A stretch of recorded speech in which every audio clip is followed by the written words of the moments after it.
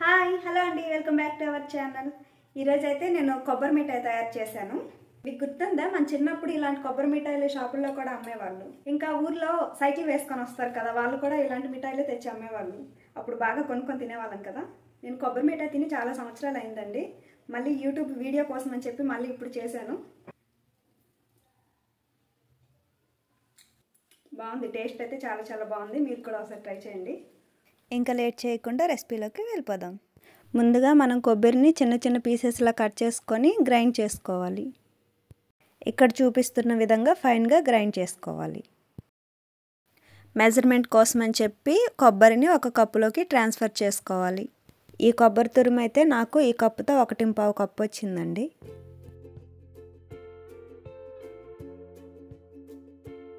తర్వాత ఒక గిన్నెలో కానీ ప్లేట్లో కానీ ఒక పేపర్ని పెట్టి నెయ్యితో గ్రీస్ చేసుకోవాలి మొత్తాన్ని. ఇక్కడ పేపర్ అనేది ఆప్షనల్ అండి.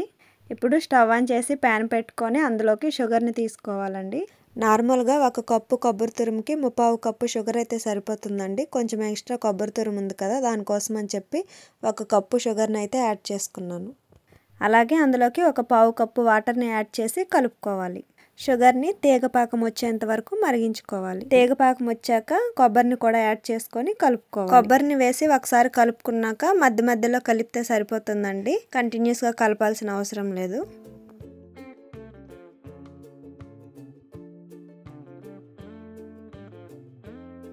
ఒక 10 మినిట్స్ తర్వాత యాలకుల పొడిని కూడా యాడ్ చేసుకొని కలుపుకోవాలి.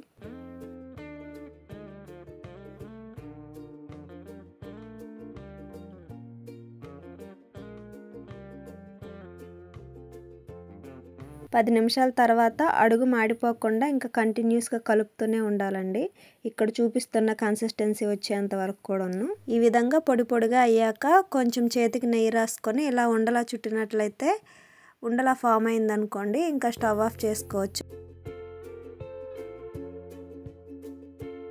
ఇంకా స్టవ్ ఆఫ్ చేసి ఇందాక నెయ్యి గ్రీస్ చేసుకున్నాం కదా, ఆ గిన్నెలోకి కొబ్బరిని ట్రాన్స్ఫర్ చేసుకోవాలి.